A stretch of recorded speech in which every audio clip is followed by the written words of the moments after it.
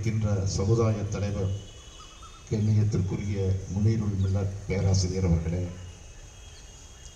இங்கு வருகை தந்திருக்கின்ற பெரியோர்களே, உங்கள் அனைவருக்கும் என் நன்றி கலந்த சலாத்தை தெரிவித்துக் கொள்கிறேன். என்னுடைய அழைப்பை ஏற்று இங்கே வருகை தந்த உங்கள் அனைவருக்கும் நன்றி கூறி, நேரத்தின் அருமை கருதி நான் இன்றைக்கும் இளம்பிறை கொடியின் தொண்டன். இளம்பிறை கொடியின் உதிரம் என் தந்தை தமிழகத்தின் பட்டி தொட்டிகள் நாடு நகரங்களில் எல்லாம் இளம்பிறை கொடியை ஏற்றி வைத்தவர்.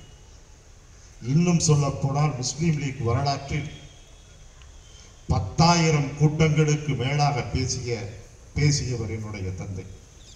அவருடைய மூச்சு முஸ்லீம் லீக்கிற்காக இருந்தது. என்றாலும் அவர் திராவிட பாரம்பரியத்தோடு தன்னை இணைத்துக் கொண்டவர்.